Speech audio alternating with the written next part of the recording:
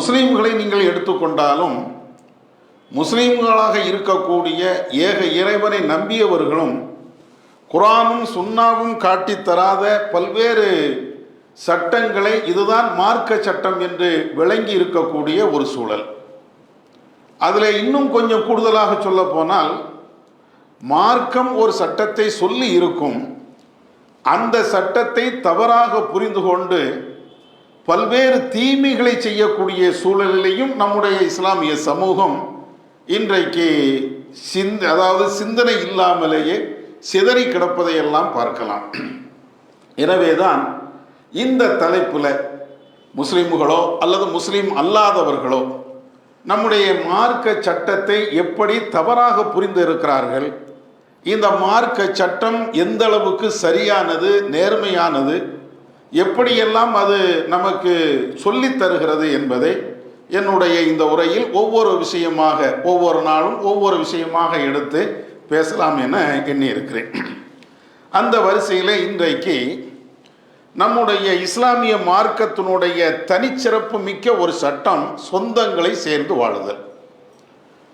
சொந்தங்களை சேர்ந்து வாழுதல் அப்படின்னு சொன்னால் அது மார்க்கம் எப்படி சொல்கிறது, எந்த விஷயத்தில் சொந்தங்களை சேர்ந்து வாழணும், சொந்தங்களை சேர்ந்து வாழ வேண்டும் என்று இஸ்லாம் வலியுறுத்துகிறது என்றால் அதனுடைய அர்த்தம் என்ன, நம்முடைய உறவுக்காரர்கள் அல்லது நமக்கு வேண்டப்பட்டவர்கள், நம்முடைய சொந்த பந்தங்கள் எவ்வளவு பெரிய அநியாயங்கள் அக்கிரமங்கள் செய்தாலும் சொந்தம் என்ற ஒரு காரணத்திற்காக சொந்த பந்தங்களை சேர்ந்து வாழ வேண்டும் என்று இஸ்லாம் வலியுறுத்துகிறது என்ற காரணத்திற்காக அவர்கள் செய்கின்ற அந்த தீமைகளை வாய் பொத்தி கைகட்டி வேடிக்கை பார்த்து, உன்னுடைய தீமையை நீ செய்து கொள், என்னுடைய வழியில் நான் செல்கிறேன் என்றெல்லாம் சில பேர் முடிவு எடுத்திருக்கக்கூடிய சூழலை எல்லாம் நீங்கள் பார்க்கலாம். சமூகத்தில் இவைகளெல்லாம் இன்றைக்கும் வளர்ந்து வருவதையெல்லாம் பார்க்கலாம். எந்த அளவுக்கு என்றால், நம்முடைய அண்ணன், தம்பி, மாமா, மச்சான், அக்கா, தங்கச்சி, மாமி, சின்னத்தா, பெரியத்தா, இது போன்ற உறவுகளுடைய விஷயத்தில்தான் பல்வேறு தீமைகள் நடந்தாலும் இல்லை, மார்க்கம் உறவை பேண சொல்கிறது, இஸ்லாமிய மார்க்கம் உறவை பேணினால்தான் நம்முடைய துஆவை எல்லாம் ஏற்றுக்கொள்ளப்படும் என்ற அளவுக்கு வலியுறுத்துகிறது. எனவேதான் என்னுடைய சொந்த பந்தங்கள் எவ்வளோ பெரிய அநியாயங்கள் செய்தாலும் தீமைகளை செய்தாலும் அங்கே நான் செல்கிறேன், அவர்களை ஆதரிக்கிறேன் என்றெல்லாம் சொல்லுகின்ற ஒரு நிலையெல்லாம் நீங்கள் பார்க்கலாம். எனவேதான் இந்த சொந்த பந்தங்கள் என்றால் இஸ்லாம் அதை எப்படி சொல்லுகிறது, எந்த விஷயத்தில எல்லாம் அவர்களை சேர்ந்து வாழணும், எந்த விஷயத்தில் சேர்ந்து வாழக்கூடாது, அல்லது எதிலையெல்லாம் சொந்த பந்தங்களை அரவணைத்து செல்ல வேண்டும், இது போன்ற பல்வேறு தகவல்களை குர்ஆன் சுன்னாவின் அடிப்படையில் இன்றைக்கு நாம் தெரிவோம். அதாவது நம்முடைய இஸ்லாமிய சமூகம் சொந்த பந்தங்களை சேர்ந்து வாழ வேண்டும் என்று இஸ்லாம் சொல்லக்கூடிய இந்த சட்டத்தை எப்படியெல்லாம் தவறாக புரிந்து வைத்திருக்கிறார்கள், மார்க்கம் அதற்கு என்ன தீர்வுகளை சொல்லி தருகிறது என்பதை இந்த உரையிலே பார்ப்போம். முதல்ல அல்லாஹ் தன்னுடைய திருமறை குர்ஆனிலே அல்லது நபிகள் நாயகம் ஸல்லல்லாஹு அலைஹி வஸல்லம் அவர்களும் பல்வேறு இடங்களில் சொந்த பந்தங்களை சேர்ந்து வாழ வேண்டும் என்று வலியுறுத்தக்கூடிய பல்வேறு செய்திகள் இருக்கிறது. அதில் 1-2 செய்திகளை முதல்ல நாம் பார்த்து கொள்வோம். அல்லாஹ் குர்ஆனிலே சொல்லி காட்டுகிறான், வஅலமு வஅபுதுல்லாஹ வலா துஷ்ரிகு பிஹி ஷைஆ, நீங்கள் அல்லாஹ்வை மாத்திரம் வணங்குங்கள், அல்லாஹ்வுக்கு எந்த விதத்திலையும் இணை என்ற அந்த பாவத்தை நீங்கள் செய்து விடாதீர்கள். ஒபில் வாலிதைனி இஹ்சானா, அதே போன்று பெற்றோர்களுக்கு நீங்கள் உபகாரம் செய்யுங்கள், நன்மையை செய்யுங்கள். ஒபிதில் குர்பா, அவங்களுக்கு மாத்திரமில்லை, சொந்த பந்தங்கள் என்று இருப்பாங்களே, நெருங்கிய உறவுக்காரர்கள், அவர்களுக்கும் உங்களுடைய அந்த உதவிகளை நீங்கள் செய்யுங்கள் என்றெல்லாம் இறைவன் சொல்லி காட்டுகிறான். இது குர்ஆன்ல இத மாதிரி எண்ணற்ற வசனங்கள் இருக்கிறது. வல்லதீன ஆமனு மின் பஅது வஹாஜரு வஜாஹது மஅக்கும் ஃபௌலாயிக மின்கும் வ உலுல் அர்ஹாமி பாலுஹும் அவுலா பி பஅதின் ஃபீ கிதாபில்லாஹ். மோமினுடைய பண்புகளை அல்லாஹ் சொல்லி காட்டுகின்ற பொழுது, ஹிஜ்ரத் செய்தவர்கள், அதே போன்று ஜிஹாது செய்தவர்கள், இவர்களெல்லாம் உங்களை சார்ந்தவர்கள் தான். வ உலுல் அர்ஹாமி பாதுஹும் அவுலா பிபாதின். சொந்த பந்தங்கள் என்பது அவர்களில் சிலர் சிலரை விட மேன்மை மிக்கவர்களாக இருக்கிறார்கள். எல்லாத்தையும் விட உங்க உறவு தாப்போ உங்களுக்கு மேன்மை, உங்க சொந்த பந்தங்கள் தான் உங்களுக்கு சிறந்தவர்கள். இப்படி எல்லாம் குர்ஆன்ல அல்லாஹ் சொல்லி காட்டுகிறான். இதே போன்று நபிகள் நாயகம் ஸல்லல்லாஹு அலைஹி வஸல்லம் அவங்க சொல்லி காட்டுவாங்க, மன்கான யுமினு பில்லாஹி வல் யௌமில் ஆஹிர் ஃபல் யுக்ரிம் லைஃபா. அல்லாஹ்வையும் மறுமையும் எவர் நம்புகிறாரோ அவர் தன்னுடைய விருந்தினரை கண்ணியப்படுத்தட்டும். ஒமன்கான யுமினு பில்லாஹி வல் யௌமில் ஆஹிர், யார் அல்லாஹ்வையும் மறுமை நாளையும் நம்புகிறாரோ ஃபல் யஸில் ரஹ்மா, அவர் தன்னுடைய சொந்த பந்தங்களை சேர்ந்து வாழட்டும். இதெல்லாம் எதோடு இணைத்து நபி அவர்கள் சொல்கிறார்கள் என்று பாருங்க. அல்லாஹ்வையும் மறுமை நாளையும் நம்பிய ஒருவர் அவர் சொந்த பந்தங்களை சேரணும். அப்படின்னா என்ன? சொந்த பந்தங்களை சேராமல் சொந்த பந்தங்களை விரோதியாக ஒருவர் நடத்துகிறார் என்றால், உற்றார் உறவினர்கள் எதுவுமே தேவையில்லை, நான் தனிச்சுதான் இருப்பேன் என்று ஒருவர் சொல்கிறார் என்றால் கண்டிப்பாக அவர் மறுமையை நம்பியவராக, ஏக இறைவனை நம்பியவராக இருக்க இயலாது. அதனாலதான் நபி அவர்கள் இவ்வளவு அழுத்தம் திருத்தமாக சொல்றாங்க, ஈமானோடு இணைத்து இந்த வார்த்தையை சொல்றாங்க. அதாவது சொந்த பந்தங்களோடு சேர்ந்து வாழப்பா, உன்கிட்ட ஈமான் இருக்குதா, மறுமையை பற்றியுள்ள சிந்தனை இருக்குதா, உன்னுடைய உறவுக்காரர்களோடு அண்டி வாழு, நீ மட்டும் தனியா இருக்கணும், நீ மட்டும் நல்லா இருக்கணும் அப்படின்னு நினைக்காத. உங்களுடைய சொந்த பந்தங்கள், அண்ணன் தம்பி மாமா மச்சான் எல்லோரோடு சேர்ந்து வாழு. ஈமான் இருந்தால் ஒரு மூமின் இதைத்தான் செய்வார்கள் என்று இந்த ஹதீஸ் நமக்கு சொல்கிறது. இது ஒன்று ரெண்டு தான் நான் இதை சொல்றேன். நீங்க குர்ஆன்லையும் நபி வழிகளையும் நீங்கள் பார்த்தீர்கள் என்றால் ஏராளமான செய்திகள் சொந்த பந்தங்களை அரவணைத்து வாழ வேண்டும் என்று சொல்கின்ற ஏராளமான செய்தி. எந்த அளவுக்கு தெரியுமா? நபிகள் நாயகம் ஸல்லல்லாஹு அலைஹி வஸல்லம் அவர்கள் முதல்ல அவர்களுக்கு வஹி அவங்க தாவா பணியை கையில் எடுக்கிறாங்க. நாமெல்லாம் வரலாறுல படிக்கக்கூடிய ஒரு செய்தி. ஃபர்ஸ்ட் 40 வயசுல அவங்களுக்கு வஹி வருது. வஹி வருகின்ற அந்த நேரத்தில் அவங்க தாவா பணியை கையில் எடுத்து செய்கிறாங்க. அப்படி செய்கின்ற அந்த நேரத்தில் சில பேர் இஸ்லாத்தை ஏற்றுக்கிறாங்க. அப்படி இஸ்லாத்தை ஏற்றவர்கள் வெளிநாடுகளுக்கு போறாங்க. அங்கேயும் தாவா பணியை செய்யக்கூடிய அந்த நேரத்தில் தான் அந்த ஹிர்கல் மன்னரெல்லாம் இவர்களை கூப்பிட்டு விசாரிக்கின்ற பொழுது இந்த மூமின்கள் அல்லாஹ் ரசூலை ஏற்றுக்கொண்ட 1-2 அந்த மூமின்களும் அவர்களுடைய விசாரணைக்கு பதில் சொல்கின்ற பொழுது என்ன சொன்னாங்க? வரலாறுல படிக்கிறோமா இல்லையா? அழகாக சொல்லுவாங்க, இந்த முகமது உங்களுக்கு எதை ஏவுகிறார்? அந்த மன்னர் கேட்பார், அல்லாஹ்வை மட்டும்தான் வணங்கணும், வேற யாரையும் வணங்கக்கூடாது என்று சொல்கிறார். வேற என்னப்பா சொல்றாரு? அவர் சொந்த பந்துகளோடு சேர்ந்து வாழ வேண்டும் என்று வலியுறுத்துகிறார். அல்லாஹ்வை வணங்கணும், இறை தூதனுடைய வஹி செய்தியை மாத்திரம்தான் பின்பற்றணும், வேற யாரையும் மார்க்கமாக அத்தாட்சியாக நீ எடுத்துக்கொள்ளக்கூடாது. இப்படியெல்லாம் அந்த ஷிர்க்கை விட்டு வெளியே வஹி செய்தியை மாத்திரம் பின்பற்ற வேண்டும் என்ற தகவல் எல்லாத்தையும் சொல்லிட்டு அடுத்து என்னப்பா சொல்றாரு அப்படின்னு கேட்டா அதற்குண்டான பதில் என்ன? சொந்த பந்தங்களை எல்லாம் அரவணைத்து வாழுங்கள். இது எப்போ சொல்றாங்க? ஆரம்ப காலகட்டம். இந்த அல்லாஹ்வை பற்றி பேசுகின்ற, தௌஹீதை பற்றி பேசுகின்ற, கடவுள் ஒருத்தன்தான் என்று பேசுகின்ற அந்த நேரத்திலேயே மக்களுக்கு மத்தியில் ரசூல்லா முதல்ல போதிச்சதே சொந்த பந்தங்களை சேர்ந்து வாழுங்க. எந்த அளவுக்கு இதுல ரசூல்லா உறுதியாக இருந்தார்கள். சில நேரங்களில் சொந்த பந்தங்களுக்காண்டி இறங்கியும் வந்திருக்கிறாங்க. ஒரு கட்டத்தில் நபிகள் நாயகம் ஸல்லல்லாஹு அலைஹி வஸல்லம் அவர்கள் இஸ்லாம் வளர்ந்து வருகின்ற அந்த நேரம் நல்ல வளர்ச்சியாக இருக்கிறது. அப்பொழுது நபி அவர்கள் அந்த மக்கத்து காஃபிர்களுக்கு எதிராக ஒரு துவாவும் செஞ்சிடறாங்க. என்ன துவா? யா அல்லாஹ், நான் இதுவரையும் தாவா பண்ணேன், இவங்க ஏத்துக்கிடல, எனக்கு துன்பத்திற்கு மேல் துன்பம், கஷ்டத்திற்கு மேல் கஷ்டம், உணவும் கொடுத்துக்கிட்டே இருக்கிறாங்க. அதனால யூசுப் நபியுடைய காலகட்டத்தில் எப்படி பஞ்ச வருடங்களை நீ ஏற்படுத்தினாயோ அதே போன்று இவங்களுக்கு பஞ்சத்தை நீ ஏற்படுத்து. யாருக்கு? மக்காவாசிகளுக்கு கடுமையான பஞ்சத்தை நீ ஏற்படுத்து என்று நபி அவர்கள் அவர்களுக்கு எதிராக துவாவும் செஞ்சிட்டாங்க. இதனுடைய விளைவு என்ன?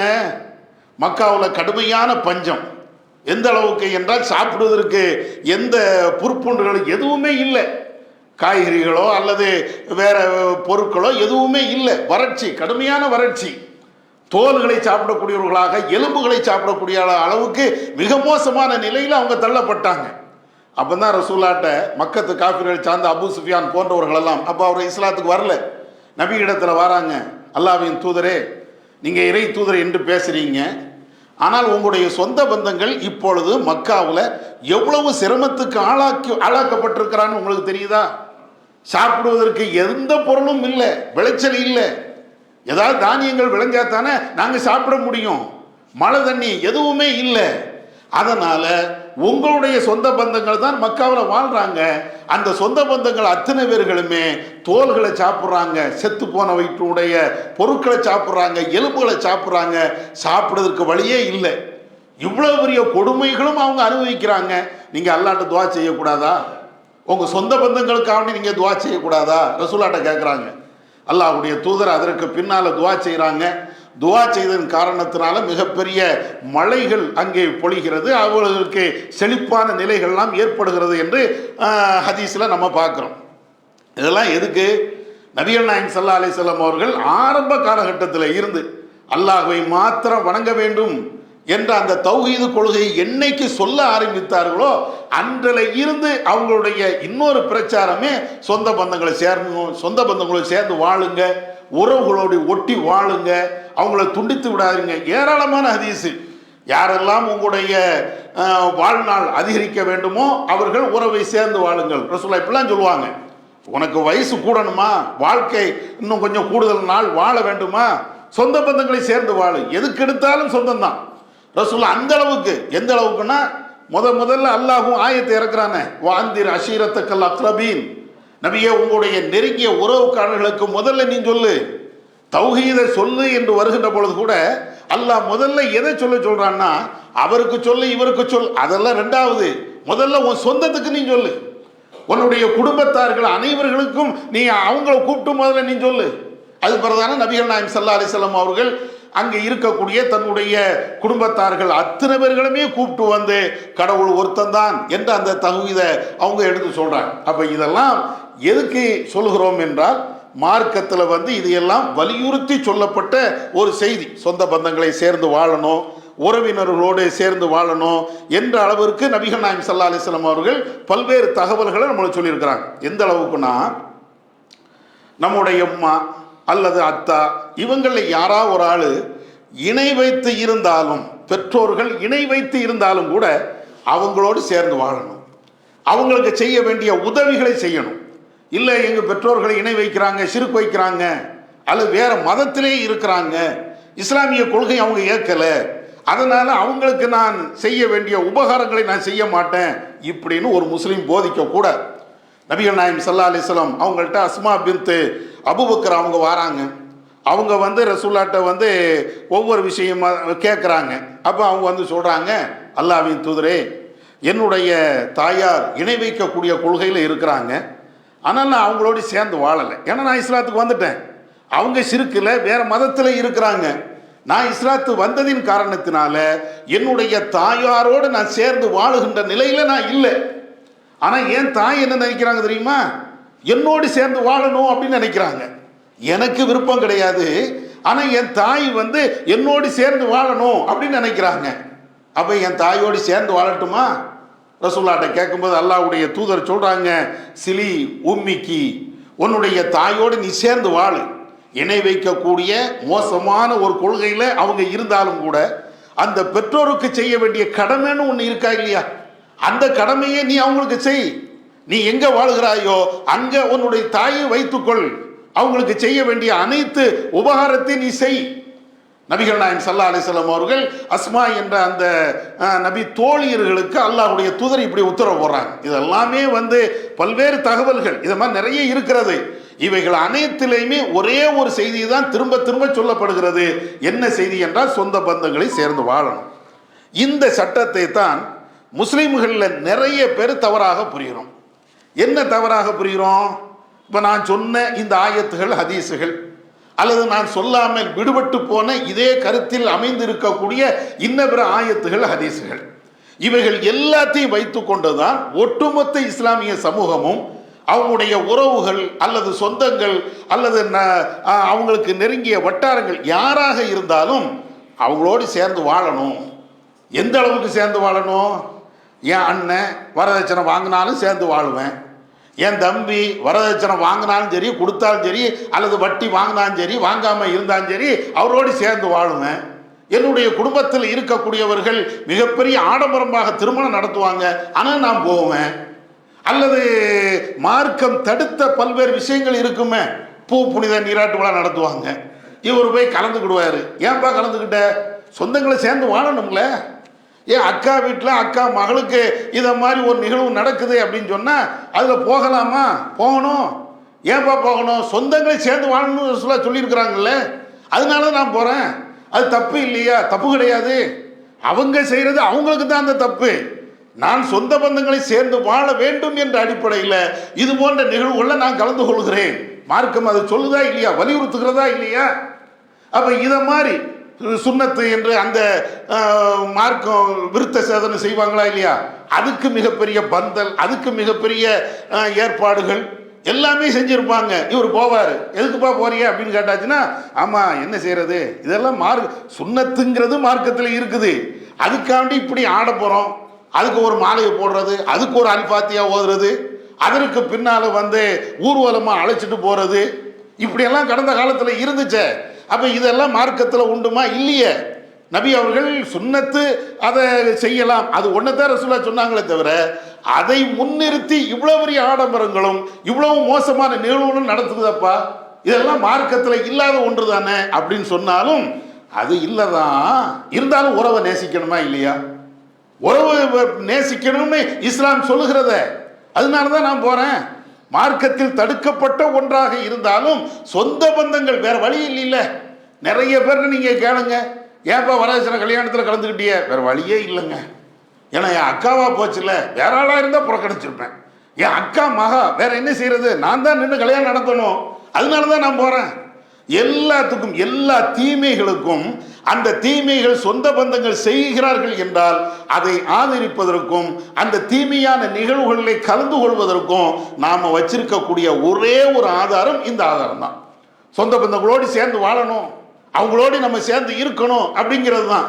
அப்போ இது மார்க்கத்தில் இப்படித்தான் சொல்லப்பட்டு இருக்கிறதா? நம்முடைய உறவுக்காரர்கள் என்ன அநியாயம் பண்ணாலும் அந்த அநியாயத்தை கண்ணு மூடி அப்படியே வேடிக்கை பார்க்கணும், அப்படித்தான் இஸ்லாம் சொல்லுதா? ஏன்னா சொந்த பந்தங்களை சேர்ந்து வாழணும்ல.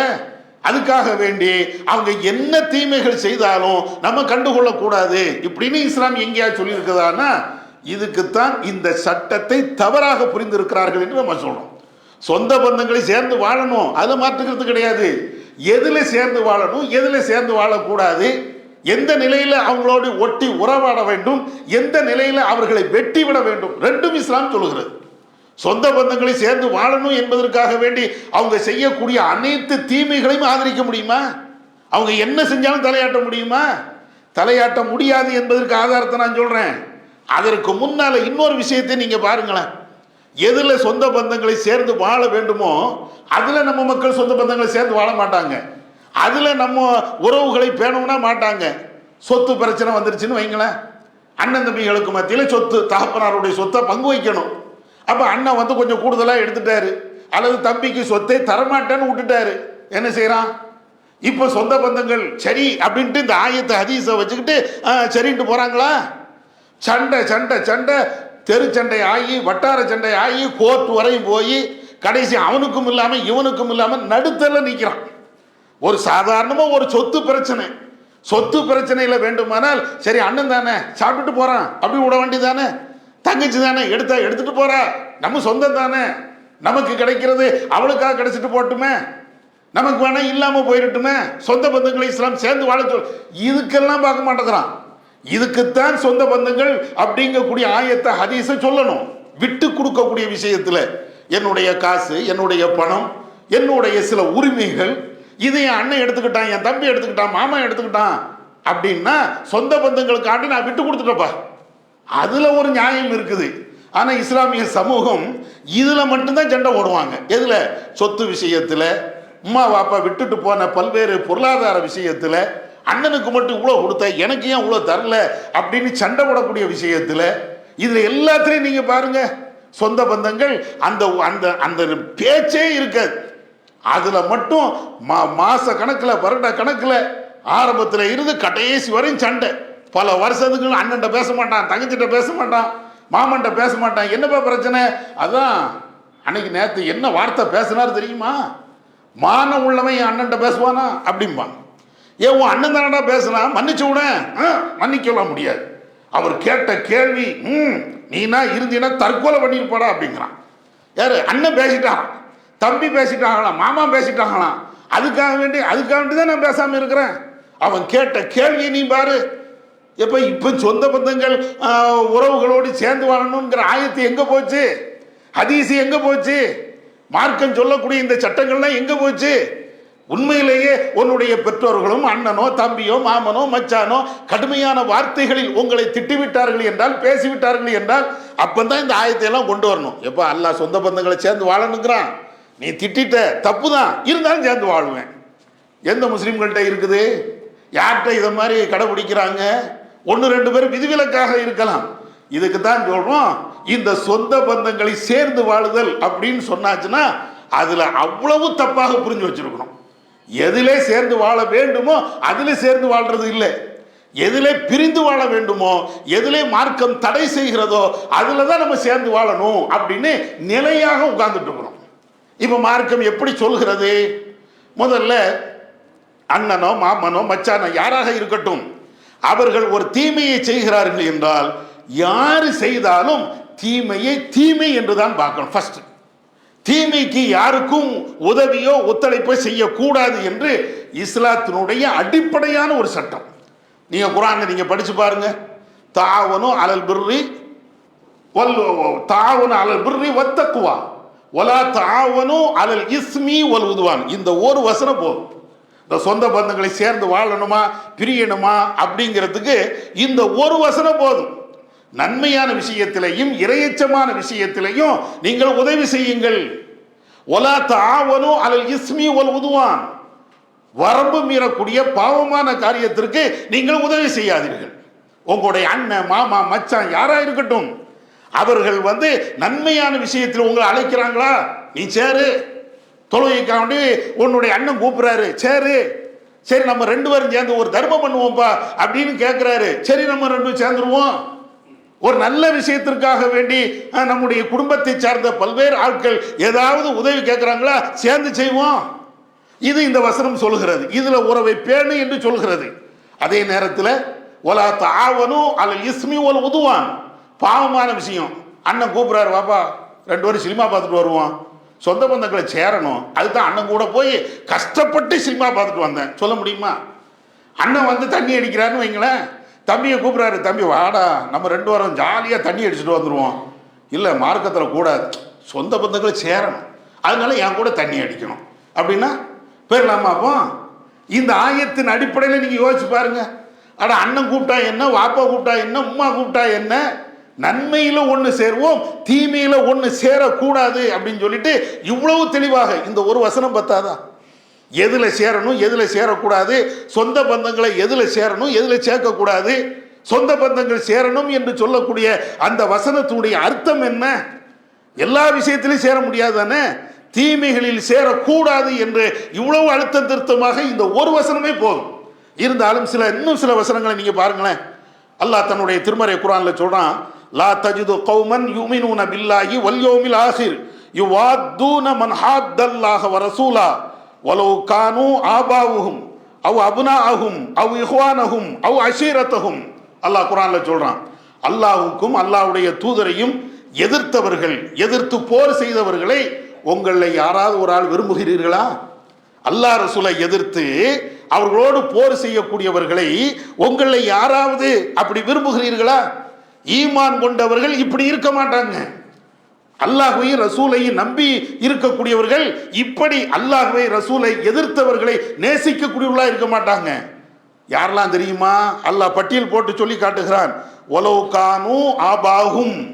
அல்லாஹ் ரசூலை எதிர்க்கக்கூடியவர்கள் உன்னுடைய பெற்றோர்களாக இருந்தாலும் சரி, அதே போன்றே அவ் அப்னாஅஹும், அல்லாஹ் ரசூலை எதிர்க்கக்கூடியவர்கள் உன்னுடைய பிள்ளைகளாக இருந்தாலும் சரி, அவ் இஹ்வானஹும், அவர்கள் உன்னுடைய சகோதரர்களாக இருந்தாலும் சரி, அவ் அஷீரத்தஹும், அவர்களுடைய நெருங்கிய உறவுக்காரர்களாக இருந்தாலும் சரி, இப்படி உன்னுடைய பெற்றோர்கள் அல்லது உன்னுடைய பிள்ளைகள் அல்லது உன்னுடைய குடும்பத்தார்கள் இறைவனையும் இறை தூதரையும் எதிர்க்கக்கூடியவர்களாக இருந்தார்கள் என்றால் அவர்களை நேசிக்கக்கூடியவர்கள் மூமினாக இருக்க முடியாது. ஏன்? அல்லாஹ் ரசூலை எதிர்க்கக்கூடியவன், அல்லாஹ் ரசூலையும் எதிர்த்து போர் செய்யக்கூடியவன், அவனோடு உனக்கு என்னப்பா பெரிய நேசம்? அது உன் வாப்பாவா இருந்தனால நீ நேசிப்பியா? உன் அண்ணனாக, தம்பியாக, மாமனாக, மச்சனாக, உறவுக்காரர்களாக இருப்பதுனால நீ அவங்கள நீ நேசிக்க போறியா? அல்லாஹ் கேட்கிறான், நேசித்தால் நீ எப்படிப்பா மூமினாக இருக்க முடியும்? அதுதான் அல்லாஹ் கேட்கிறான். ஈமான் கொண்டவர்கள் இது போன்ற ஒரு கேடுகட்ட செயலை செய்ய மாட்டார்கள். இறைவனும் இறை தூதரும் சொன்ன ஒரு உத்தரவை உன் அண்ணன் புறக்கணிக்கிறான் என்றால் அவனை நீ புறக்கணிக்கணும். அந்த இடத்துல இந்த சொந்த பந்தங்களை சேர்ந்து வாழணும் அப்படிங்கக்கூடிய ஆயத்தை கொண்டு வந்து நிப்பாட்டக்கூடாது. ஏன்? அதே ஆயத்து தானே இப்படின்னு சொல்லுது. தீமைகளை அவர்கள் செய்கிறார்கள் என்றால், குர்ஆன் ஹதீஸுக்கு எதிராக அவர்கள் ஒன்றை செய்கிறார்கள் என்றால் அவங்களை நீ நேசிக்காத. இறைவனையும் இறை தூதரையும் எதிர்க்கக்கூடியவர்கள் அவங்க. அந்த எதிர்க்கக்கூடியவர்களை நீ நேசம் கொள்ளாத. அல்லாஹ் இவ்வளவு தெளிவாக இந்த வசனத்தில் சொல்லி காட்டுகிறான். இது மாத்திரம் இல்லை, இந்த வசனத்திற்கு தோதுவாக நபியுடைய காலகட்டத்தில் நடந்த பல்வேறு நிகழ்வுகளை நாம் உங்களுடைய நினைவுக்கு கொண்டு வருகிறோம். அதாவது திருமறை குர்ஆன்ல சொல்றான், வவஸ்ஸைனல் இன்சான பிவாலிதைஹி ஹுஸ்னா, சொந்த பந்துங்களை சேர்ந்து வாழணும் அப்படின்னு வலியுறுத்தி சொல்லி காட்டுகிறான். எப்படி? வவஸ்ஸைனல் இன்சான பிவாலிதைஹி ஹுஸ்னா, மனிதர்களுக்கு அவனுடைய பெற்றோர்களுக்கு உபகாரங்கள், நன்மைகள் செய்ய வேண்டும் என்று நாம் வசியத்து செய்கிறோம், அவர்களுக்கு அறிவுரை வழங்கி இருக்கிறோம்.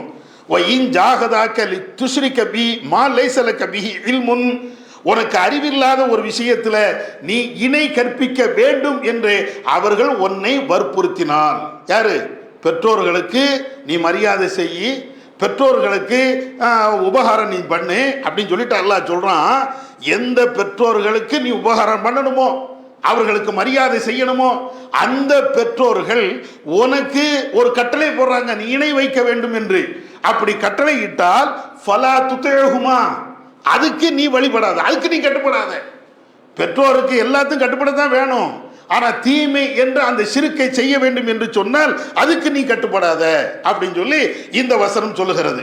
இதே போன்ற இன்னொரு வசனம் திருமறை குர்ஆன்ல, வயின் ஜாஹதாக்க அலா அன் துஷ்ரிக பி மா லைஸ லக பிஹி இல்முன் ஃபலா துதேஹுமா, அல்லாஹ் ரசூலுக்கு எதிராக இணை கற்பிக்க வேண்டும் என்று அவர்கள் உனக்கு கட்டளையிடுவார்கள் என்றால் அதற்கு நீ கட்டுப்படாதே.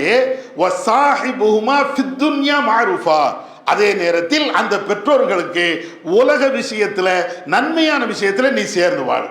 மார்க்க விஷயத்துல ஷிர்க் வைக்கணும், பிதாத்தை செய்யணும், அனாச்சாரங்களை பண்ணணும், மார்க்கத்துக்கு எதிராக ஒன்றை அவர்கள் செய்ய வேண்டும் என்று உன்னை நிர்பந்தம் செய்தால் அதுக்கு நீ கட்டுப்படாத. வேற எதுக்கு கட்டுப்படலாம்? வீடு கட்டணும், ஜன்னல் இங்கே வைக்கணுமா அங்கே வைக்கணுமா, அதுக்கு நீ கட்டுப்பட்டுட்டு போ. ஷிர்காக இருந்தாலும் அதுக்கு நீ கட்டுப்படாத. உலக விஷயங்கள், இன்றைக்கு பிரியாணி ஆக்கணுமா, நெய்ச்சோறு ஆக்கணுமா, அம்மா வாப்பட்ட கேளு, அவங்க என்ன சொல்றாங்களோ அதுபடி நடந்துட்டு போ, அதுல பிரச்சனை இல்லை, அதுல நீ சேர்ந்து வாழ்வதில் எந்த பிரச்சனையும் கிடையாது. ஆனால் ஷிர்க் வைக்கணும், அனாச்சாரங்களை செய்யணும், மார்க்கத்துக்கு விரோதமாக செய்ய வேண்டும் என்று அவர்கள் கட்டளை இட்டார்கள் என்றால் ஒரு காலத்திலே நீ கட்டுப்படாத. எந்த அளவுக்கு தெரியுமா? இந்த ஆயத்து யார் தொடர்பாக இறங்கியது அப்படிங்கக்கூடிய விளக்கங்கள் சஹீஹ் முஸ்லிம்ல இடம்பெறுகிறது. உம்மு சாயது எங்கக்கூடிய ஒரு நபித்தோழர், அவங்க இஸ்லாத்துக்கு வந்துட்டாங்க. அவங்க தாயார் இஸ்லாத்துக்கு வரல. சாயது இஸ்லாத்துக்கு வந்துட்டாங்க, அவருடைய தாயார் இஸ்லாத்துக்கு வரல. இஸ்லாத்துக்கு வரலங்கிறது மட்டும் இல்லை, மாவன்ட்ட சொல்றாங்க, எப்பா நீ இஸ்லாத்தை புறக்கணித்து இஸ்லாத்தை விட்டுட்டு நீங்க வந்துரு, பழைய மார்க்கப்படியே பழைய மதத்தின் அடிப்படையிலேயே திரும்பி வந்துரு. ஒரு சமயம் நீ திரும்பி வரவில்லை என்றால் நான் சாப்பிட மாட்டேன், நான் குடிக்க மாட்டேன், நான் எந்த உணவையும் அருந்த மாட்டேன், பார்த்துக்க அப்படிங்கிறாங்க. சாதி சொல்றாங்க, நான் இஸ்லாத்தையெல்லாம் விட்டுட்டு வர முடியாது, நான் அந்த கொள்கையில தான் இருப்பேன், ஒரு காலத்திலையும் இஸ்லாத்தை விட்டு விட்டு நான் அங்கே வரமாட்டேன். சொல்றது யாரு? தாய். அப்பதான் தாய் இன்னும் கொஞ்சம் விவரமா, அவங்க இன்னும் கொஞ்சம் கூடுதலா சொல்லி காட்டுதாங்க. எப்பா நீ ஏன் பேச்ச கேட்க மாட்டான், குர்ஆன் பேச்ச கேட்பில்ல, முகமது நபியுடைய பேச்ச கேட்பில்ல, உன்னுடைய முகமது நபியும் குர்ஆனும் என்ன சொல்லுது தெரியுமா? பெற்றோருக்கு கட்டுப்படணும்னு சொல்லுது. நீ பெற்றோருடைய பேச்சை கேட்கணும்ல, உன்னுடைய மதம் தானே அது சொல்லுது. அப்போ பெற்றோருடைய பேச்சை கேட்க வேண்டும் என்றால் நான் சொல்கிறேன், இஸ்லாத்தை விட்டுட்டு நீ வந்துரு. எப்படி லாஜிக்குன்னு பாருங்களேன். நம்ம சொல்ற மாதிரியே தான். வரதட்சணை கல்யாணம் அக்கா வீட்டில் தம்பி வீட்டில் நடக்குதுன்னு வைங்களேன். நம்ம போக மாட்டோன்னா கூட நம்முடைய பெற்றோர்கள் அல்லது உறவுக்காரங்க சொந்த பந்தங்கள் சேர்ந்து வாழணும் இஸ்லாம் சொல்லி இப்போ வைக்கிறான வாதம். உம்மு சாது அன்னைக்கு வச்சாங்க, சாதுடைய தாயார் காபிரா இருந்துட்டு இன்னைக்கு என்ன வாதமோ இதே வாதம், சேம் வாதம். இன்னைக்கு வரதட்சணை அல்லது காது குத்து விழா அல்லது சுன்னத்து கல்யாண விழா இதை மாதிரி விழாவுக்கு நம்ம தௌஹீத்வாதி போகாம இருப்போம். உறவுக்காரங்க எல்லாரும் சேர்ந்து வந்துருவாங்க. என்னடா நீ இஸ்லாத்தை பேணுத, உங்க தௌஹீது இப்படித்தான் சொல்லுதா, வந்துருவாங்க. அதுக்கு ஒரு 4 பேர் உன் தௌஹீது இப்படித்தான் சொல்லுதா, குர்ஆன் எடுத்து படி. நீ என்னத்த குர்ஆனை படிச்ச?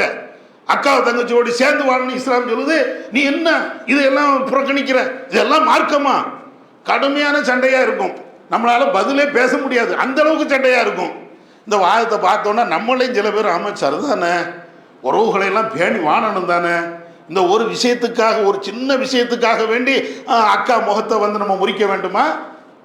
இவ்வளவு யோசிக்கிறோமா இல்லையா? இந்த வாதத்தை இஸ்லாமிய மார்க்கத்தின் அடிப்படையில் முதல்ல சொன்னது சாதுடைய தாயார் தான்.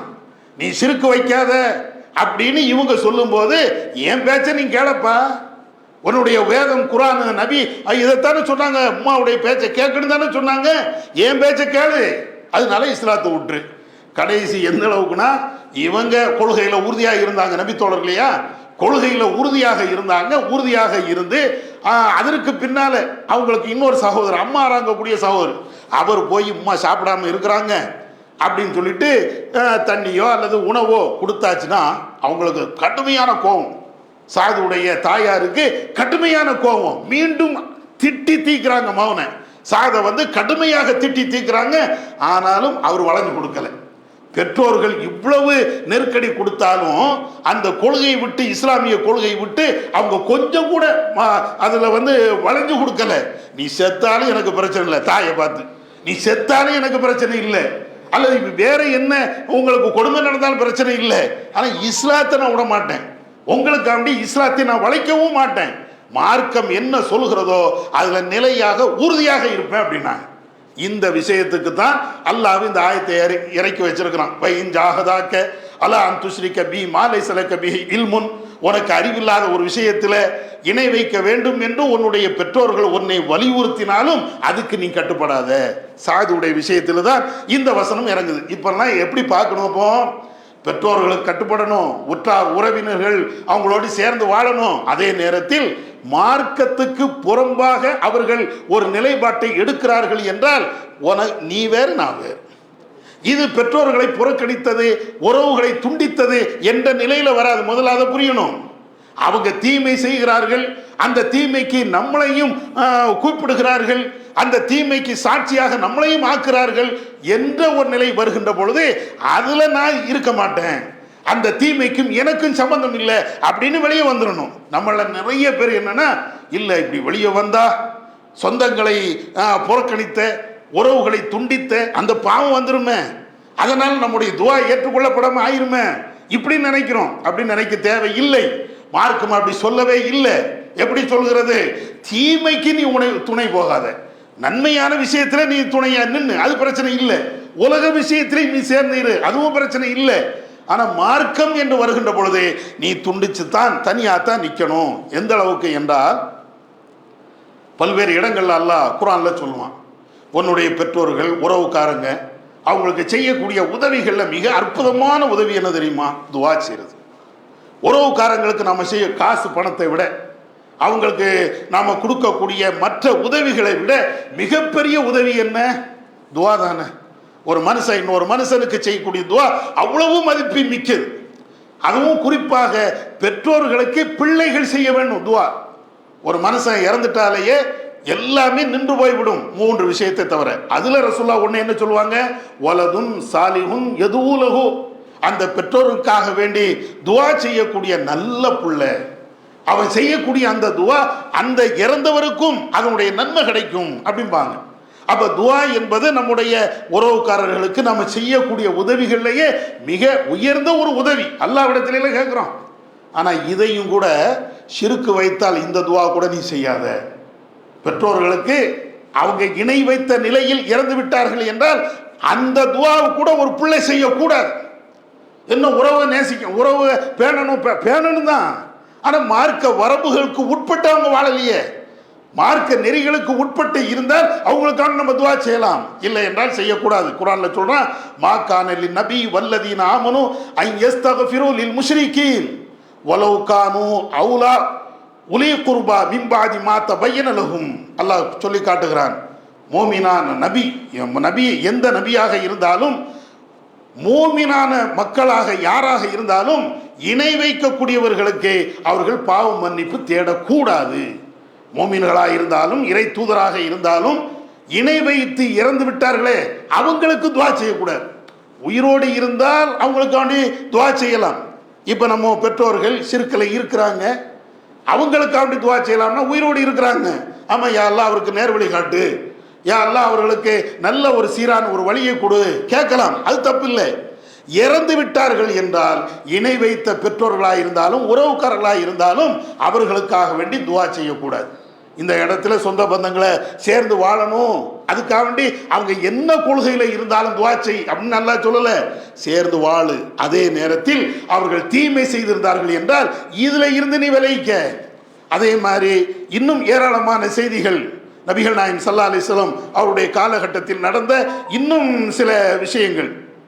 ஆயிஷா ரலியல்லாஹு தஆலா அன்ஹா அவங்க சொல்றாங்க, அன்னை இம்ராத்த மினல் அன்சார், ஒரு அன்சாரியை சார்ந்த ஒரு பெண்மணி, அவங்க தன்னுடைய மகளை ஒரு ஆளுக்கு கல்யாணம் பண்ணி கொடுத்துட்டாங்க. அன்சாரியை சார்ந்த ஒரு பெண்ணு தன்னுடைய மகளை இன்னொரு ஆளுக்கு கல்யாணம் பண்ணி வச்சுட்டாங்க. கல்யாணம் பண்ணி முடிச்சதற்கு பின்னாடி மகளுக்கு ஒரு நோய் வந்துருச்சு, தன்னுடைய பெற்ற பிள்ளைக்கு நோய். அந்த நோயினுடைய விளைவு என்னன்னா, தலையில இருக்கக்கூடிய முடி எல்லாம் அப்படியே கொட்டிடுச்சு. இப்பதான் கல்யாணம் பண்ணி கொடுத்துருக்குறாங்க. கல்யாணம் பண்ணி கொடுத்து கொஞ்ச நாள்லயே அவங்களுக்கு ஒரு நோய் எல்லா முடியும் கொட்டி போயிடுச்சு. எப்படி இருக்கும்? மொட்டை தலையா இருக்கும். அப்பதான் கணவர் என்ன நினைக்கிறார்னா, இது நோயினால போன ஒன்று, அதனால ஒட்டு முடி வைத்துக்கலாம் இப்படின்னு கணவன் ஆசைப்படுறார். மனைவிக்கு முடி இருந்தா நல்லா இருக்கும், ஏற்கனவே இருந்த முடிதான் இப்போ கொட்டி போயிடுச்சு, இப்போ ஒரு ஒட்டு முடி வைத்து விட்டோம் என்றால் இன்னும் கொஞ்சம் நல்லா இருக்குமே. அப்ப ரசூலுல்லாஹ்ட்ட கேட்குறாங்க, அல்லாஹ்வின் தூதரே, என்னுடைய மகளுடைய நிலை இப்படி, முடியெல்லாம் கொட்டி போயிடுச்சு, இப்போ ஒட்டு முடி வச்சுக்கலாமா? ஏன்னா என் மருமக அதை விரும்புகிற, கணவன் அந்த விஷயத்தை விரும்புகிறார். அப்பதான் நபிகள் நாயகம் ஸல்லல்லாஹு அலைஹி வஸல்லம் அவங்க சொல்றாங்க, லா, அது கூடாது. இன்னஹு கது லுஐனல் மூசிலாத், ஒட்டுமுடி வைக்கப்பட்ட பெண்கள் அனைவர்களும் சாபத்துக்குரியவர்கள், சபிக்கப்பட்டவர்கள், அந்த காரியத்தை நீ செய்யாத. என்ன விளங்குது? கணவன் சொல்கிறார் மனைவியிடத்துல ஒட்டுமுடி வை, உடனே உறவை நேசிக்கணும், கணவனுக்கு கட்டுப்படணும். மார்க்கத்தில் அது இருக்கத்தானே செய்து. கணவன் மனைவிக்கு, ஒரு கணவனுக்கு மனைவி கட்டுப்படணும் மார்க்கம் சொல்லுது. அவங்களுக்கு உண்டான உரிமையை கொடுக்கணும் மார்க்கெல்லாம் சொல்லுகிறது. இப்ப இந்த அடிப்படையில் கணவன் தானே விரும்புகிறார். அப்ப கணவன் விரும்புகிறார் என்றால் எதை செய்யணுமோ அதைத்தான் செய்ய முடியும். கணவன் விரும்புகிறார் என்று தன்னுடைய நகைகளை வட்டி கொடுக்க முடியுமா? மாப்பிள்ளை ஒரு கடை நடத்த நினைக்கிறாரு, தொழில் நடத்த நினைக்கிறாரு, காசு இல்லை, நாட்டில் நடக்கக்கூடிய ஒரு நிகழ்வு தானே.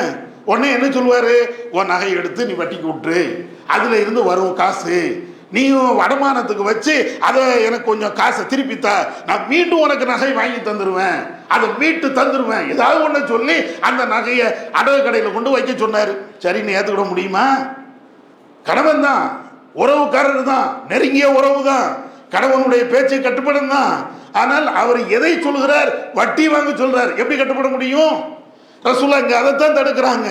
கணவன் விரும்பினாலும் மனைவி இது போன்ற ஒரு காரியத்தை செய்யக்கூடாது அப்படின்னு சொல்லி இந்த அளவுக்கு அந்த உறவுகள் எதுல பேணணுமோ அதுல தான் போயணுமே தவிர வேற எதுலையும் பேணக்கூடாது. இன்னும் சொல்ல போனா நம்முடைய சொந்த பந்தங்களுக்காக வேண்டி சில நேரங்களில் பொய் சத்தியம் கூட சொல்லுவோம். மார்க்கம் அதை வன்மையா கண்டிக்குது. உறவு என்பதற்காக வேண்டி உன்னுடைய சாட்சியில நீதத்தை நீ இழந்துராத. அண்ணன், தம்பி, மாமா, மச்சான், எனவே அவன் செய்யக்கூடிய தீமையை நம்ம மறைச்சிடணும். எந்த அளவுக்கு என்று தெரியுமா? அல்லாஹ் குர்ஆன்ல சொல்றான், யா அய்யுஹல்லதீன ஆமனூ கூனு கவ்வாமீன பில் கிஸ்த் ஷுஹதா லில்லாஹ். நம்பிக்கை கொண்டவர்களே, நீங்கள் நீதியை நிலைநாட்டுவதில் அல்லாஹ்வுக்கு சாட்சியாக இருந்து விடுங்கள். நீதியை நிலைநாட்டக்கூடிய அந்த விஷயத்தில் அல்லாஹ்வுக்கு சாட்சியாக நீங்கள் இருந்து விடுங்கள். வலவ் அலா அன்ஃபுசிக்கும் அவில் வாலிதைனி வல் அக்ரபீன். நீங்கள் யாருக்கு எதிராக சாட்சி சொல்லுகிறீர்களோ அவர்கள் உங்களுக்கு எதிராக இருந்தாலும் சரி, அல்லது உங்களுடைய பெற்றோர்களுக்காக இருந்தாலும் சரி, அல்லது உங்களுடைய நெருங்கிய உறவுக்காரர்களாக இருந்தாலும் சரி, நீதியை சரியான முறையில் நிலைநாட்டுங்க. என் அண்ணன், தம்பி, மாமா, மச்சான் அப்படின்னு வருகின்ற பொழுது இந்த சாட்சி சொல்லக்கூடிய விஷயத்தில், நீதியை நிலைநாட்டக்கூடிய விஷயத்தில் அவர்களுக்காக வேண்டி நீங்க வளைஞ்சு கொடுத்துறாதீங்க. உனக்கு எதிராக இருந்தாலும் சரியே. அல்லாஹ் குர்ஆன்ல இப்படி சொல்றான். அண்ணன் தம்பிக்கு மத்தியில் அல்லது மாமா மச்சானுக்கு மத்தியில் ஏதாவது ஒரு பிரச்சனை வந்து விட்டது, அதுக்கு நம்ம தான் சாட்சி. என்ன செய்யறது? மச்சானுக்காக வேண்டி கொஞ்சம் வளைஞ்சு கொடுப்போம், அண்ணனுக்காக வேண்டி கொஞ்சம் நடந்த நிகழ்வுகளை கொஞ்சம் மாற்றி அப்படி பொய் சொல்லிடுவோம். அல்லாஹ் அதை தடுக்கிறான். சொந்தம் தானே, நம்ம என்ன நினைப்போம்? சொந்த பந்தங்கள் தானே, கொஞ்சம் சேர்ந்து அப்படி ஏதாவது அட்ஜஸ்ட் பண்ணிக்கிடுவோமே அப்படின்னு நினைப்போமே. மார்க்கத்தில் அந்த இடமே கிடையாது. சொந்த பந்தங்களை சேர்ந்து வாழ வேண்டும். அதே நேரத்தில் நீதியா நேர்மையா என்று வருகின்ற பொழுது நேர்மைக்கும் நீதிக்குத்தான் நீ முன்னுரிமை கொடுக்கணுமே தவிர உன் சொந்த பந்தங்களுக்கு நீ முன்னுரிமை கொடுக்காத. இதே போன்று இன்னும் சில செய்திகள் எந்த அளவுக்கு என்றால், நபிகள் நாயகம் ஸல்லல்லாஹு அலைஹி வஸல்லம் அவங்களுடைய காலகட்டத்தில் ஆரம்பத்தில் நடந்த ஒரு நிகழ்வு. அதாவது ஹுபைரா என்ற பெண்மணியுடைய ஒரு மகள், அவங்க கையில் ஒரு பெரிய வளையல், தங்கல் வளையல்னா போட்டு வச்சிருக்கிறாங்க. ரசூல்லாட்ட அவங்க வாராங்க. வந்தோடனே ரசூல்லா அந்த பெண்மணி கையில் இருக்கக்கூடிய வளையலை பார்த்த உடனே, பெரிய காப்பு மாதிரி உள்ள ஒரு வளையல், அதை பார்த்த உடனே ரசூல்லா அப்படியே தட்டி விட்டுட்டு, என்ன நரகத்துக்கு போகக்கூடிய ஒரு அணிகளை தான் நீ அணைஞ்சிருக்கிற, இதெல்லாம் கூடுமா, இது பெரிய அநியாயம் இல்லையா? ரசூல்லா அந்த பெண்ணை கடுமையாக கண்டிக்கிறாங்க. ஆரம்பத்தில் நகையே அணியக்கூடாது, நகையை வச்சிருக்க கூடாதுங்கக்கூடிய அளவுக்கு சட்டம் இருந்தது. பின்னால் அது மாற்றப்பட்டு விட்டது. ஆரம்பத்தில் அந்த சட்டம், ஆரம்பத்தில் பெண்களும் நகையெல்லாம் போடக்கூடாது, அது சேமிச்சுன்னா வைக்கக்கூடாது. அதற்கு பின்னாடி சட்டம் மாற்றப்பட்டு அவங்க நகைகளை அணியலாம், பெண்கள் நகைகளை சேமித்து வைக்கலாம், அதுக்கு சக்காத்து கொடுத்துடணும் அப்படின்னு ரெண்டாவது சட்டம். இப்போ ஆரம்பத்தில் நடந்த ஒரு நிகழ்வு இது. இப்போ இவங்க பெரிய நகையெல்லாம் போட்டு வந்தோடனே ரசூல்லா தட்டி விட்டு, இது நரகத்துக்கு இழுத்து செல்லக்கூடிய ஒன்று அப்படிங்கிறாங்க. உடனே அந்த பொம்பளை, என்னடா இது, நாம் செய்த ஒரு காரியத்தை அல்லாஹ்வுடைய தூதர் கடுமையாக கண்டிக்கிறாங்களே அப்படின்னு சொல்லிட்டு நேராக போயிட்டாங்க. போய் ஃபாத்திமாவுடைய வீட்டுக்கு வராங்க. ஃபாத்திமாவுடைய வீட்டுக்கு வந்த உடனே அவங்க ஃபாத்திமாட்ட சொல்கிறாங்க, ஃபாத்திமாவே, நபி அவர்கள்ட்ட நான் போனேன், இந்த வளையலை பார்த்தாங்க, தட்டி விட்டுட்டு கடுமையாக கோபத்தில் என்ன சத்தம் போட்டாங்க, என்ன இது, இதெல்லாம் போடக்கூடாதாப்போ? உடனே ஃபாத்திமா சொல்கிறாங்க, யார் சொன்னா போடலாமே, இன்னும் என்னுடைய கணவர் அலி தந்த நகை என் கழுத்தில் கிடக்குத, என் கையில் இருக்குத, இன்னும் பார்க்கத்தானே செய்கிற, இதில் என்ன தப்பு இருக்குது அப்படின்னு அவங்களும் அந்த பெண்ணுக்கு ஆதரவாகவே பேசிடுறாங்க. ஒரு கட்டத்தில் நபிகள் நாயகம் ஸல்லல்லாஹு அலைஹி வஸல்லம் அவர்கள் ஃபாத்திமாவுடைய வீட்டுக்கு வராங்க. வீட்டுக்கு வந்துட்டு கேட்குறாங்க, ஃபாத்திமாவே, இது என்ன உன் கழுத்தில் உன் கையில் இருக்கக்கூடிய நகை என்ன? இல்லை, அலி ரலியல்லாஹு அன்ஹு அவங்க தந்தது தான், அதுதான் நான் அணிஞ்சிருக்கிறேன். அப்போ தான் ரசூலா கேட்குறாங்க, ஏம்மா, ஊர் உலகத்தில் ஒன்று பேசுகிறாங்களே, அது உண்மைதானோ? எல்லாருமே நான் இதை மாதிரி நகை அணியக்கூடாது என்று நான் தடுத்துட்டு இருக்கிறேன், ஆனால் நீ அதையும் தாண்டி இந்த நகையை போட்டிருக்கிறிய, நபியுடைய மகளுடைய கையில் நரகத்தினுடைய எரிகற்கள் இருக்கிறது என்றெல்லாம் ஊர்ல பேசுறாங்களே, அதைத்தான் நீ சரியா அப்படின்னு சொல்லிட்டு ரசூல்லா அதை கண்டித்து விட்டு அந்த இடத்துல உட்காரவே இல்லை. ஃபலம் எப்போது அவங்க உட்காரவே இல்லாம வீட்டுக்கு போனவங்க தீமையை கண்டித்து விட்டு அப்படியே விருட்டுன்னு போயிடறாங்க. அப்பதான் ஃபாத்திமாவுக்கு, ஓஹோ, இது நாம செய்யறது பெரிய தப்போ அப்படின்னு தெரிஞ்சுட்டு அவங்க என்ன செய்யறாங்கன்னா, அதுக்கு பின்னாடி இந்த நகையை வித்து அதுல வருகின்ற வருமானத்தை எடுத்து ஒரு அடிமையை விலைக்கு வாங்கி அந்த அடிமையை வித்துறாங்க. அதுக்கு பின்னால்தான் ரசூலுல்லாஹ்வுக்கு இந்த தகவல் போகுது, உங்களுடைய மக இந்த நகையை வித்துட்டாங்க, கையில போடல, வித்த நகையை அதுக்கு கிடைச்ச அந்த வருமானத்தை வைத்து ஒரு அடிமையை விடுதலை பண்ணிட்டாங்க அப்படின்னு சொன்னதற்கு பின்னாடி தான் நபி அவர்கள் சொல்லுகிறாங்க, அல்ஹம்துலில்லாஹ் இல்லதி நஜ்ஜா ஃபாத்திமத்த மினன்னார், நரகத்தில் இருந்து ஃபாத்திமாவை இறைவன் காப்பாற்றி விட்டானே அவனுக்கே எல்லா புகழும். அது தனி ஃபாத்திமாட்ட ரசூலுல்லாஹ் பேசல. ஒரு தீமை அன்னைக்கு அவங்களுக்கு தீமை என்று இருக்கிறது, அந்த தீமையை பார்த்த உடனே மக என்பதற்காக வேண்டி கொஞ்சம் குலாவல, சொந்த பந்தங்களோடு சேர்ந்து வாழணும் என்று நாம நினைக்கிறோமே, அப்படி அவங்க சேர்ந்து வாழல. பெற்ற பிள்ளையாக இருந்தாலும் தீமை என்றால் தீமை தீமைதான், அதுல அவ்வளவு உறுதியாக இருந்தாங்க ரசூலுல்லாஹ். இப்ப ரசூலுல்லாஹ் சொந்த பந்தங்களை உதாசீனப்படுத்திட்டாங்களா? சொந்த பந்தங்களை சேர்ந்து வாழக்கூடாது அப்படின்னு சொல்லிட்டாங்களா? கொஞ்சம் யோசிச்சு பாருங்க. எந்த அளவுக்குன்னா அப்துல்லா இப்னு உமர் மகனை எப்படி திட்டுதார் நீங்க பாருங்க. ஒரு மார்க்கத்துக்கு எதிராக அவர் நடந்ததுனால அப்துல்லா இப்னு உமர் அவங்க வீட்டில் மகனும் அவருடைய மகனும் மற்ற ஆட்களும் குடும்பத்துக்காரங்களாம் இருக்கிறாங்க. அப்போ அப்துல்லா இப்னு உமர் சொல்றாங்க, லா தம்னவு இமா அல்லாஹ், அல்லாஹுடைய அந்த பெண்களை அவங்கள நீங்கள் பள்ளிவாசலுக்கு போவதை விட்டு நீங்கள் தடுக்காதீங்க, ஏன்னா ரசூலுல்லாஹ் இப்படி சொல்லியிருக்கிறாங்க அப்படிங்கிறாங்க. உடனே அவருடைய மகன் அவர் பேரு அவர் சொல்றார், பிலால் இப்னு அப்துல்லா, அவர் சொல்றாரு, கண்டிப்பாக பெண்கள் பள்ளிவாசலுக்கு வருவார்கள் என்றால் நான் தடுத்தே தீர்வேன், வல்லாஹி லா நம்னஉஹுன்ன, நீங்க தடுக்க கூடாதுங்கறிய, நான் கண்டிப்பா தடுப்பேன் அப்படிங்கிறாரு மகன். உடனே இவருக்கு கோபம் வருது அப்துல்லா இப்னு, ஃபஸப்பஹு சப்பன் சய்யா மா சமியத்துஹு சப்பஹு மிஸ்லஹு. அந்த உமர், அப்துல்லா இப்னு உமர் தன்னுடைய மகனை கடுமையாக திட்டுகிறார். எந்த அளவுக்குன்னா அவர் அன்னைக்கு திட்டின மாதிரி வேற ஒரு காலத்திலையும் திட்டுவதை நான் பார்த்ததே இல்லை. ஏன் அப்துல்லா இப்னு உமர் என்ன சொல்றாங்க, ரசூலுல்லாஹ் சொன்னதாக, அல்லாஹ்வுடைய தூதர் இத மாதிரி பெண்கள் பள்ளிவாசலுக்கு வந்தால் தடுக்காதீங்க என்று சொன்னாங்க அப்படின்னு அவர் சொல்றாரு. இவர் என்ன சொல்றாரு, நீ என்ன ஹதீஸ சொல்றது, ரசூலுல்லாஹ்வுடைய வார்த்தையை நீ என்ன சொல்றது, நான் அதுக்கு மாற்றமா தான் நடப்பேன் அப்படின்னு மகன் இவ்வளவு கடுமையா பேசுறார், பிலால் பேசுறார். அதுலதான் கோபப்பட்டு அவ்வளவு கடுமையா திட்டுதாங்க.